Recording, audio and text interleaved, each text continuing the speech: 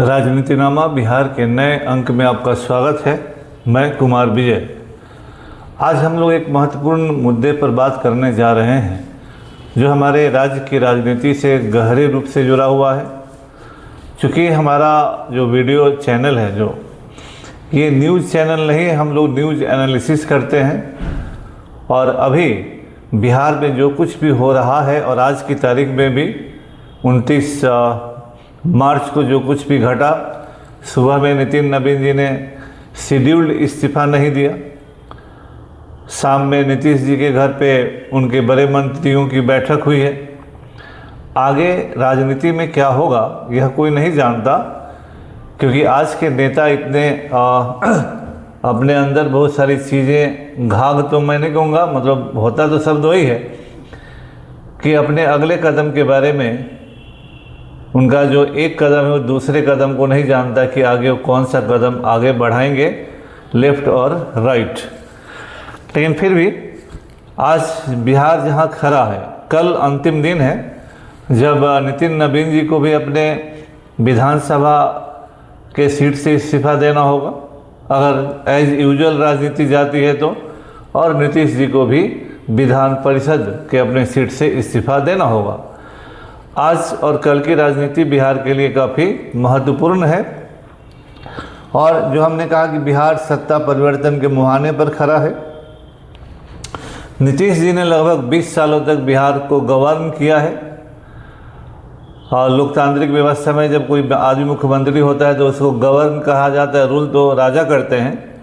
लेकिन आज के समय में लोकतांत्रिक शासक और गवर्नेंस और रूल में बहुत ज़्यादा का अंतर नहीं रह गया है, क्योंकि वो डेमोक्रेटिक नॉर्म्स का पालन मुश्किल से होती है। अब आगे क्या होगा, बिहार की राजनीति के ओर पूरे देश की नज़र है और बीजेपी के लिए बिहार बहुत बड़ा दांव है। एक लंबे अंतराल के बाद, या कहें पहली बार, बीजेपी के मुख्यमंत्री बनने की संभावना है। और राजनीति में जब तक कोई चीज़ हो न जाए तब तक कुछ भी कहना मुश्किल होता है। लेकिन उसके बावजूद नीतीश जी के बाद कौन मुख्यमंत्री होगा, उस पर कयास लगाए जा रहे हैं। बहुत सारी बातें न्यूज़ चैनलों में आ रही हैं, एक से एक कहानियां गढ़ी जा रही हैं। लेकिन बात कुछ भी हो, कहानियां कुछ भी हो, लेकिन कल के बाद बिहार अपने राजनीतिक जीवन में, स्वतंत्र बिहार अपने राजनीतिक जीवन में एक नए दौर में प्रवेश करेगा। हम लोगों ने श्री कृष्ण सिन्हा जी को पहले मुख्यमंत्री के तौर पर बिहार में देखा है और हम लोगों ने नीतीश कुमार जी को अभी एक सबसे लंबे समय तक बिहार में मुख्यमंत्री के तौर पर देखा है। निश्चित तौर पर दोनों, जब भी इतिहास लिखा जाएगा बिहार का, आधुनिक बिहार का, उसमें श्री कृष्ण सिन्हा जी और नीतीश कुमार जी स्टॉलवर्ट के रूप में जाने जाएंगे। और बिहार का ये सौभाग्य रहा है कि कुछ मौक़ों को छोड़ दें तो लगातार बिहार के मुख्यमंत्री के पद पर बड़े स्टॉलवर्ट्स रहे हैं और जिनका न केवल राज्य की राजनीति में बल्कि देश की राजनीति में भी हनक रहा है। वो श्री कृष्ण सिन्हा जी हों, कर्पूरी ठाकुर जी हों, या फिर हमारे लालू प्रसाद यादव जी हों, या फिर नीतीश कुमार जी स्वयं हों, जो भी मुख्यमंत्री हुए, एक मजबूत लोग बिहार में प्रायः लगातार मुख्यमंत्री रहे हैं। बिहार राजनीतिक रूप से सबसे सजग राज्य कहलाता है और यहाँ वो गांधी के आंदोलन का, चंपारण सत्याग्रह का शुरुआत हो, गांधी को एक नया पॉलिटिकल प्लेटफॉर्म इस देश में मिलना हो, वो बिहार ने दिया। अंग्रेज़ों के खिलाफ एक सशक्त और सफल आंदोलन की शुरुआत गांधी ने बिहार से किया। फिर आगे चलकर वो असहयोग आंदोलन हो, सविनय अवज्ञा आंदोलन हो, और कहिए कि कांग्रेस पार्टी के खिलाफ पहला जो विद्रोह या विरोध हुआ वह गया सेशन में ही हुआ जब स्वराज दल बना, CR दास और मोतीलाल नेहरू जी ने बनाया। 1930 का सविनय अवज्ञा आंदोलन हो या 42 का भारत छोड़ो आंदोलन हो, सभी आंदोलनों में बिहार का योगदान सर्वोपरि रहा है। कुछ मामलों में नंबर 1 रहा, कुछ मामलों में नंबर 2 रहा। तो बिहार पॉलिटिकली सबसे ज़्यादा अवेयर्ड राज्यों में, सबसे ज़्यादा सक्रिय राज्यों में, सबसे अधिक योगदान देने वाले राज्यों में शामिल रहा। वो संविधान सभा के प्रथम कार्यकारी अध्यक्ष हों सच्चिदानंद सिन्हा जी, अस्थायी अध्यक्ष राजेंद्र बाबू हों या फिर भारत के राष्ट्रपति हों, बिहार ने दिया। तो हमारा कहना है कि बिहार वैसा राज्य है जिसकी तुलना अन्य राज्यों से नहीं की जा सकती। बिहार का हर आदमी, चाय का दुकान वाला हो या खोमचे वाला हो, रिक्शा वाला हो, कूली हो या फिर बड़े लोग हों, सभी पॉलिटिकल बातों को करने में बहुत सक्षम होते हैं। वह बिहार आज राजनीतिक परिवर्तन के मुहाने पर खड़ा है। आगे क्या होगा कोई नहीं जानता, क्योंकि न नीतीश जी की बातों को कोई समझ सकता है और न ही भारतीय जनता पार्टी के अगले स्टेप के बारे में कोई अनुमान लगा सकता है, विशेषकर मुख्यमंत्री बनाने के संदर्भ में। तो आज बिहार जिस तरीके पर खड़ा है उसमें जो परिवर्तन हुआ, लोग को उम्मीद थी। निश्चित रूप से नीतीश कुमार जी की उम्र हो रही है और कुछ परेशानियां भी वो परिलक्षित हैं, वो विधानसभा में हो, भाषण के दरमियान हो। उम्र का प्रभाव हर आदमी पर होता है, प्रकृति का नियम है और इसको बहुत बड़ा मुद्दा भी नहीं बनाया जाना चाहिए जिस तरह से लोग बना रहे हैं। सभी लोग अपने अपने उद्देश्यों को अपना अपना रोटी सेक रहे हैं, लेकिन उम्र और ये उम्र से जुड़ी हुई बातें किसके साथ नहीं हुई? जॉर्ज फर्नांडिस के साथ नहीं हुई, अटल बिहारी वाजपेयी जी के साथ किसके साथ नहीं हुई? तो उन मुद्दों से बहुत ज़्यादा नहीं है, लेकिन परिवर्तन शाश्वत नियम है। चेंज इज इनएविटेबल कहा नहीं जाता है। परिवर्तन को कोई रोक नहीं सकता है, आप उसे स्लो कर सकते हैं लेकिन आप रोक नहीं सकते। ये प्रकृति का नियम है। तो ऐसा नहीं कि नीतीश कुमार जी ही बिहार के लगातार हमेशा के लिए मुख्यमंत्री रहेंगे, आज न कल उनको जाना है। तो इसीलिए जो एग्जिट प्लान हुआ, अब कैसे हुआ नहीं हुआ वो लोग जाने, लेकिन यह कोई एबनॉर्मल घटना नहीं है। इसको इतना एबनॉर्मल बनाया जा रहा है, चमचे लोगों का कोई कमी नहीं है, अपने स्वार्थ सिद्धि करने वाले लोगों की कमी नहीं है। कोई मंत्री बनना चाहता है, कोई अपना गोटी सेट करना चाहता है, वो तो बोलेंगे ही, लेकिन किस तरह से बिहार का प्रशासन पिछले कुछ महीनों में चरमराया है यह सबके देखने के लायक है। इसीलिए जब रैशनल होकर आप सोचेंगे तो परिवर्तन जरूरी है।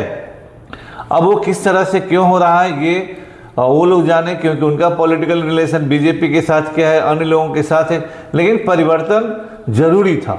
इसे आंखें मोड़ना एक तरह से तर्क से, विज्ञान से या सच्चाई से आंख मोड़ने के बराबर है। और ये सबका होता है कि बड़े से बड़े राजा, बड़े से बड़े लोग हुए, उनको एक दिन तो जाना है और ये उसी परिवर्तन का एक हिस्सा है। इसको मानने में कोई गुरेज नहीं है। निश्चित रूप से हर आदमी को भी वो मौका नसीब नहीं होता है कि जब आप मुख्यमंत्री पद से हटते हैं तो आपको कोई सम्मानजनक स्थान दे। बहुत सारे लोग गुमनामी में खो जाते हैं। नीतीश जी के लिए उनके लोगों के साथ मिलकर जरूर प्लान बनाए कि हाँ राज्यसभा जाएंगे, उनकी पहले इच्छा थी और अंदर में क्या हुआ उससे हम लोगों को कोई ऐसा मतलब नहीं है। लेकिन अब केंद्र की राजनीति, और कहा जाए केंद्र की राजनीति में जा रहे हैं, बिहार से दूर जा रहे हैं। ये किस तरह का सोच और किस तरह के यूट्यूबर, किस तरह के पॉलिटिकल एनालिस्ट, किस तरह के पत्रकार लोग हैं। हद की बात हद है। नीतीश कुमार जी आज से एमपी नहीं हैं, तो क्या जब एमपी थे, क्या वाजपेयी जी की सरकार में मंत्री थे तो बिहार छूट गया था? बिहार घर है, क्या कोई बाहर जाता है? वो तो यहीं से ना लोकसभा चुनाव जीत कर जाते हैं, तो फिर बिहार छूट कैसे जाएगा? ऐसा रोना रो रहे हैं लोग कि जैसे सदा के लिए बिहार छूट गया और नीतीश कुमार जी बिहार लौट कर ही न आए। लोकसभा का सेशन कितना चलता है, शेष दिन क्या करेंगे? तो इस तरह का माहौल बनाया जा रहा है और इस तरह के लोग कभी भी किसी का भलाई नहीं कर सकते जो इस तरह का माहौल बना रहे। ये स्मूथ पॉलिटिकल ट्रांजिशन नहीं करने देना कुछ लोगों का निहित स्वार्थ में शामिल है और वही अभी बिहार में हो रहा है। निश्चित रूप से हर आदमी अपना केक में अधिक से अधिक शेयर चाहता है और नीतीश कुमार जी तो बिहार के सबसे उस तरह के पॉलिटिशियन रहे हैं जिन्होंने लालू यादव को सत्ता से बाहर किया और बाहर करने में एक बहुत बड़ी भूमिका निभाई। तो नीतीश कुमार जी की जाति की संख्या कितनी है और उन्होंने किस तरह से ईबीसी कॉम्बिनेशन को साधा, और लालू यादव जो 14 और 16% 30% प्लस के वोट के मालिक कह रहे थे उनको सत्ता से बाहर कर दिया, यादव और मुसलमान मिलकर ही। तो वैसे चीज को करना, बिहार में संभव करना, ये नीतीश कुमार के दिमाग का परिणाम था। तो वैसे आदमी को अब नज़रअंदाज कैसे करेंगे? लेकिन फिर भी लालू यादव को भी जाना पड़ा, उनका भी शासन 90 से रहा, वो उनको भी जाना पड़ा, तो आप भी जा रहे हैं। तो इसको हाय तौबा मचाकर लोग कोई दूसरी बात करना चाहते हैं। और संभावित है कि बिहार में अब भाजपा पहली बार अपना मुख्यमंत्री बनाने के कगार पर है। अभी बना नहीं है लेकिन कगार पर है। और फ्रंट रनर में सम्राट चौधरी हैं, विजय कुमार सिन्हा जी हैं, नितिन नवीन जी हैं। हालांकि जिस समय नितिन नवीन जी को राष्ट्रीय अध्यक्ष बनाया गया तो बिहार में पहले से एक नैरेटिव चलता था कि नीतीश कुमार जी के सामने कौन है, कोई उतना फिगर नहीं था। अब जब नितिन नवीन जी भारतीय जनता पार्टी के राष्ट्रीय अध्यक्ष हो गए तो राष्ट्रीय अध्यक्ष से जब बिहार आएंगे तो एक उनका स्टेचर ऊंचा बना दिया गया और ये कहा जाएगा कि भारतीय जनता पार्टी के राष्ट्रीय अध्यक्ष बिहार आ रहे, अगर वो मुख्यमंत्री बनते हैं तो, क्योंकि अब वो केवल एक विधायक और मंत्री के तौर पर नहीं होंगे, इनके सामने भारतीय जनता पार्टी के पूर्व राष्ट्रीय अध्यक्ष के तौर पर अगर बनना होगा तो यह एक बहुत ही सोचा समझा कदम था। चाल मैं क्या कहूँ, सोचा समझा कदम था। इधर नीतीश कुमार का पूरा नैरेटिव, पूरा पॉलिटिकल लाइफ वंशवाद के खिलाफ चला था। अब उस चीज़ को सिंपैथी मोड में लाया जा रहा है, जो नीतीश कुमार हर भाषण में यही कहा करते थे कि इका किया अपने बेटवा के लिए, क्या बेटिया के लिए किया। और आज जब नीतीश कुमार निशांत कुमार को राजनीति में ला रहे हैं और इस बात तथ्य से आप कैसे मुंह मोड़ लेंगे कि निशांत कुमार राजनीति में कहीं से भी सक्रिय नहीं थे। तो खैर उस मुद्दे पर कभी हम आएंगे, लेकिन इन सच्चाइयों से मुख मोड़ कर एक नया नैरेटिव बनाते हैं लोग। और लोकतंत्र में इस तरह की व्यवस्था में जहां आपका पूरा का पूरा क्रेडिबिलिटी इस पर था कि आप वंशवाद के खिलाफ है, निश्चित रूप से नीतीश को जब तक निशांत कुमार राजनीति में नहीं आए थे, नीतीश कुमार अनपैरेलल लोग थे जिनके परिवार का कोई भी सदस्य राजनीति में नहीं था। लेकिन जाते जात निशांत कुमार को लाकर अपने उस जो एक बड़ा फिगर इन्होंने बनाया उसमें डेंट हो गया है, इससे कोई इनकार नहीं है। आप चाहे जो एक्सप्लेनेशन दीजिए, आप जो कारण दीजिए, लेकिन आज जब निशांत कुमार की एंट्री हो गई है without proper political training, without proper political experience, तो इस बात से कैसे इनकार कर पाएंगे कि अंततः नीतीश कुमार भी उसी फ्रेमवर्क में आ गए जिसकी वो आलोचना करते थे। और आप इसको जिस तरह से एनालाइज करेंगे आपकी मर्जी है। अब जदयू के सामने संकट होगा कि वह नए समीकरण में कैसे रहे, क्योंकि जदयू जब से सत्ता में आई है, जदयू बड़े भाई की भूमिका में रही और मुख्यमंत्री उनका रहा लगातार। नीतीश जी इधर रहे या उधर रहे, लगातार मुख्यमंत्री रहे। अब जबकि भारतीय जनता पार्टी का मुख्यमंत्री बनेगा, अगर बन गया तो उनके डिप्टी सीएम बनेंगे और उस समय सत्ता का जो संतुलन होगा वो कहाँ जाएगा, कैसे जाएगा, यह आगे देखने वाली बात होगी। और एक बड़ा शिफ्ट होने जा रहा है,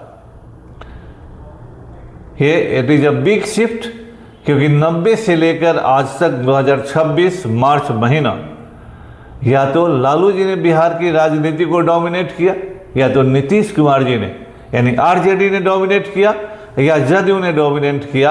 आज पहली बार बिहार में अब जो होने जा रहा है, भारतीय जनता पार्टी के हाथ में नेतृत्व की लगाम होगी, अगर आ गई तो यह बिहार के राजनीति में बहुत बड़ा पैराडाइम शिफ्ट होगा।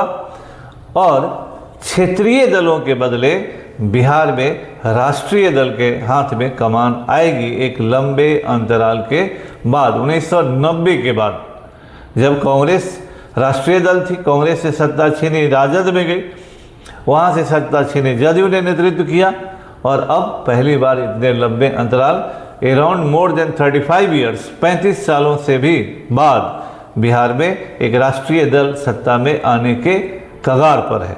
मैं अभी कगार पर कहूँगा क्योंकि अभी ऐसा हुआ नहीं, अभी भी नीतीश कुमार जी मुख्यमंत्री हैं, लेकिन ये डगर आसान नहीं है भारतीय जनता पार्टी के लिए, क्योंकि ये बिहार है। बिहार ओरिजिनल चाणक्य का जगह है। लोग चाणक्य से तुलना अपनी करते हैं, लोग चाणक्य बनने का प्रयास करते हैं। इसी पटना में चाणक्य रहे थे, इसी पटना से रह के चाणक्य ने नंद वंश का अंत कर मौर्य वंश की स्थापना की थी। तो चाणक्य की धरती में चाणक्य के नियमों को आप किस तरह से लागू करके सफलता प्राप्त करते हैं, आपको बहुत प्रिकॉशन लेना होगा।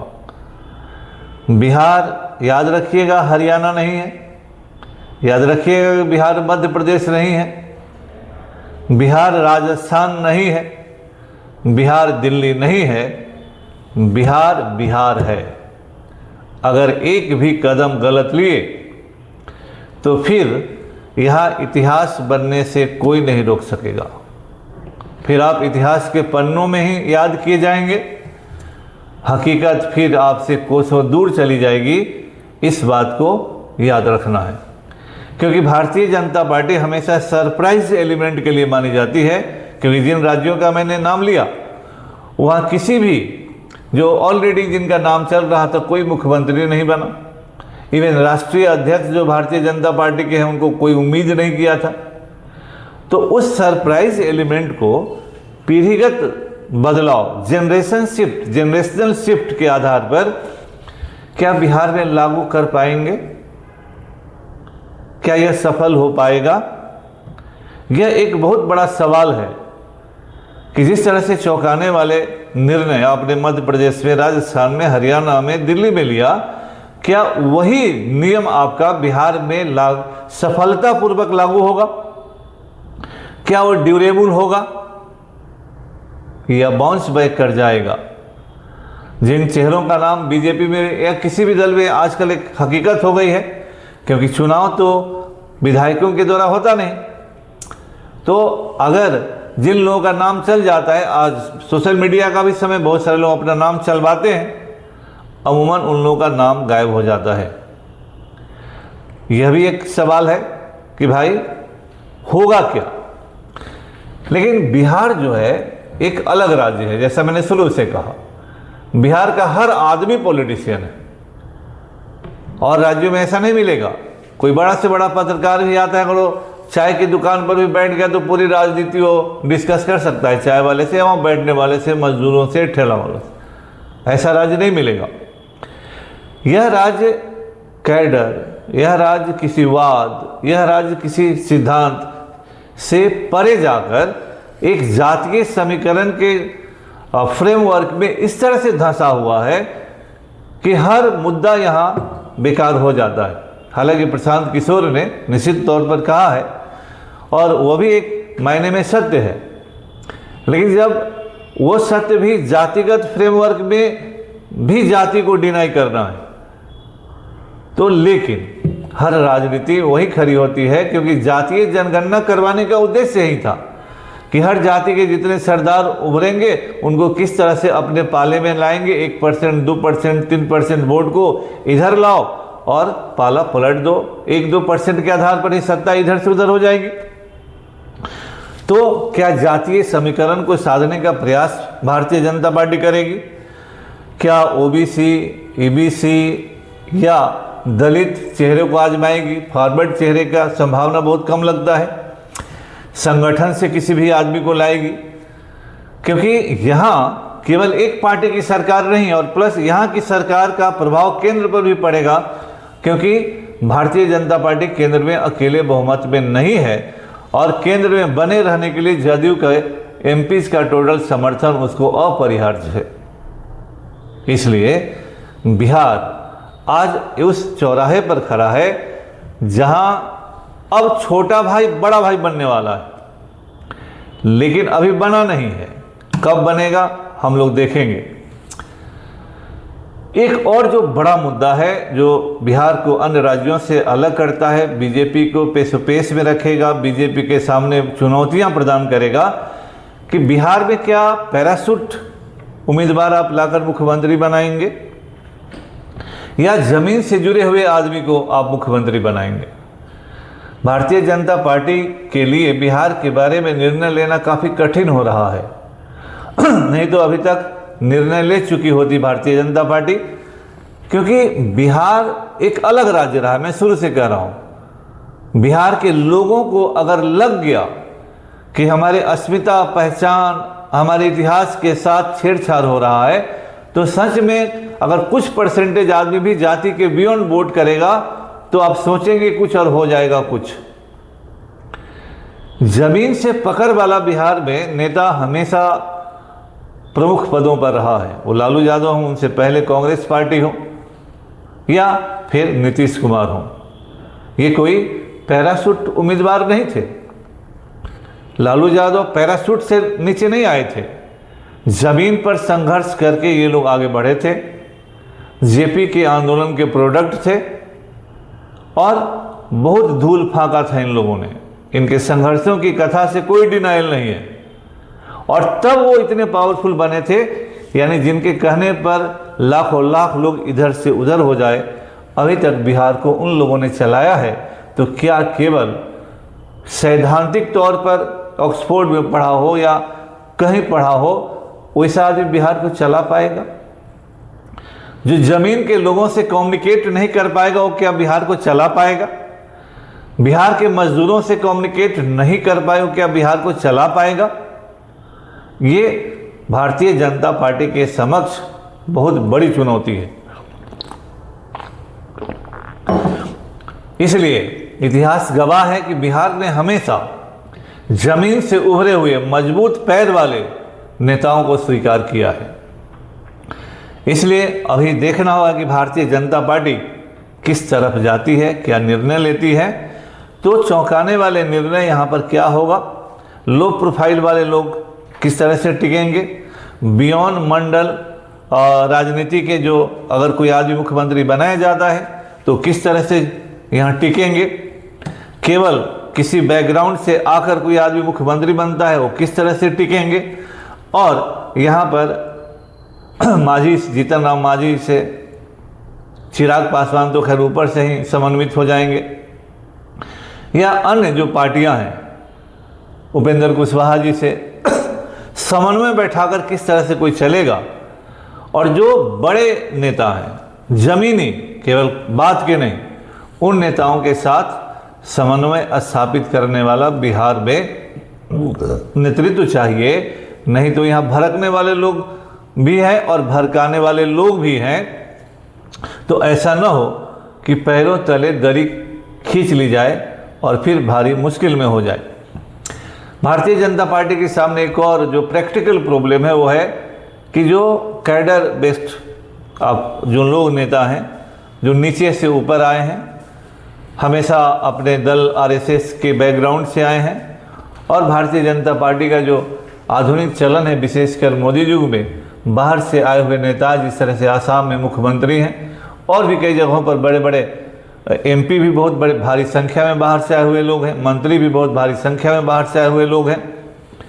इसमें एक जिच क्रिएट होता है कि खांटी भाजपाई और आयातित भाजपाई, यह भी भारतीय जनता पार्टी के निर्णय करने के लिए यहाँ एक समस्या है। और अपने उस वोट बैंक को किस तरह से विस्तारित करें जिसके कारण भारतीय जनता पार्टी बिहार में सारा मेहनत करके नंबर 1 पार्टी नहीं बन पा रही है। भारतीय जनता पार्टी के लिए वो भी चुनौती है कि जातीय समीकरण, सामाजिक समीकरण वो किस तरह से साधे कि वह नंबर 1 पार्टी बने। राजद महागठबंधन हारा जरूर है, लेकिन उसके वोट का प्रतिशत बहुत ज़्यादा कम नहीं है। इसलिए एक भी गलत कदम आपको कहाँ ले जाएगा ये भी देखना होगा भारतीय जनता पार्टी का। और प्रयोग जो है हाई रिस्क हाई रिवार्ड है। प्रयोग फेल किया तो फिर कहाँ जाएंगे, बिहार में कब लौटेंगे, क्या होगा, कोई नहीं जानता। कितनी बड़ी कीमत चुकानी पड़ेगी कोई नहीं जानता। और सफल हो गए तो सफल हो गए। एक और बात जो है कि बिहार रिमोट नियंत्रित मुख्यमंत्री नहीं बर्दाश्त करता है। इसका सबसे बड़ा उदाहरण लालू जी भी है। जब लालू जी जेल गए तो राबड़ी जी मुख्यमंत्री बनी, तो रिमोट कंट्रोल करने वाले तो लालू जी थे। लेकिन बिहार में फिर क्या नैरेटिव बना राबड़ी जी के बारे में कि इतनी कमज़ोर मुख्यमंत्री, और फिर 2005 में क्या हुआ? अगर लालू यादव स्वयं मुख्यमंत्री रहे होते, अगर कोई उन्हीं के जैसा कद्दावर आदमी मुख्यमंत्री रहा होता तो हो सकता है कि वो परिवर्तन न होता। लेकिन जब सारा समीकरण, सारी उनका पर्सनालिटी रहते हुए जब राबड़ी जी मुख्यमंत्री हुई तो आलोचना का सबसे बड़ा आधार बना। तो रिमोट कंट्रोल अगर दिल्ली से आएगा वो और भी मुश्किल का काम करेगा। बिहार वैसे दौर में नहीं है, बिहार उस तरह का राज्य नहीं है। इसलिए भारतीय जनता पार्टी को निर्णय करने से पहले बहुत सारी बात सोचनी पड़ेगी। साथ ही अगर केवल मुख्यमंत्री बनाने की तेज़ी में आपने किसी नए आदमी को मध्य प्रदेश की तरह, या सबसे बड़ा उदाहरण राजस्थान, पहली बार के एमएलए मुख्यमंत्री बना दिए गए, तो अगर वैसे अनुभवहीन आदमी को मुख्यमंत्री बना देते हैं, या किसी अयोग्य आदमी को मुख्यमंत्री बना देते हैं, या बिहार सरकार में मंत्री रहते हुए जो अकंठ भ्रष्टाचार में डूबे लोग थे उनको मुख्यमंत्री बना देते हैं, या जो घोर जातिवादी के नाम पर जाना जाता है वैसे आदमी को मुख्यमंत्री बना देते हैं, तो फिर लेना का देना पड़ जाएगा। क्योंकि वही नैरेटिव बनाने के लिए बहुत सारे लोग बैठे हुए हैं। बिहार आपका प्रयोगशाला बन पाएगा या नहीं बन पाएगा, यह भारी संकट का समय है। और जनादेश, जन भावना बिहार में उस तरह की नहीं है, क्योंकि कोई भी गलत पॉलिटिकल डिसीजन यह बहुत तेज़ी से बाउंस बैक करेगा। और अगर आपने ऐसा किया तो तेजस्वी यादव, प्रशांत किशोर मौके का फ़ायदा उठाने के लिए बैठे हैं। तेजस्वी यादव के पास ऐसा नहीं कि वोट परसेंटेज बहुत ज़्यादा घट गया है, सीट और उनको वोट देने वाले लोगों का एक कमिटेड और जातिवादी ग्रुप है जो आपसे नाराज़ रहेगा। और जब उसे लगेगा कि नीतीश कुमार बिहार में नहीं है और आप रिमोट कंट्रोल की सरकार चलाएंगे या किसी अनुभवहीन व्यक्ति को लाकर सरकार बनाएंगे, तो काफ़ी मुश्किल होगा। इसीलिए बिहार में कोई परिपक्व व्यक्ति, मास बेस्ड व्यक्ति, लोगों में लोकप्रिय आदमी, प्रशासन पर पकड़ रखने वाला आदमी, जो स्वयं निर्णय लेने की क्षमता हो, वही बिहार चला पाएगा। मेरा आकलन ऐसा है। और कल परसों में बहुत सारी चीज़ें क्लियर हो जाएंगी, लेकिन मेरा कहना है कि भारतीय जनता पार्टी के लिए बिहार में एक स्वर्णिम मौका है। इस मौके को वह हाथ से पकड़ती है या हाथ से फिसलने देती है, क्योंकि बिहार है। बिहार मध्य प्रदेश, राजस्थान, हरियाणा और दिल्ली नहीं है। गरीब है लेकिन पॉलिटिकली बहुत ज़्यादा अवेयर्ड है। इसलिए निर्णय करने से पहले बहुत ही सावधानी पूर्वक सोचना होगा, और आपका निर्णय बिहार ही नहीं देश में आपके राजनीति के दिशा को तय करेगा। और मैं दर्शकों से निवेदन करूंगा कि आप हमारे चैनल को कृपया सब्सक्राइब करें, लाइक करें और शेयर करें। हम और भी इस मुद्दे पर जब कुछ होगा तो फिर उस पर आएंगे। आप सबों का बहुत बहुत धन्यवाद।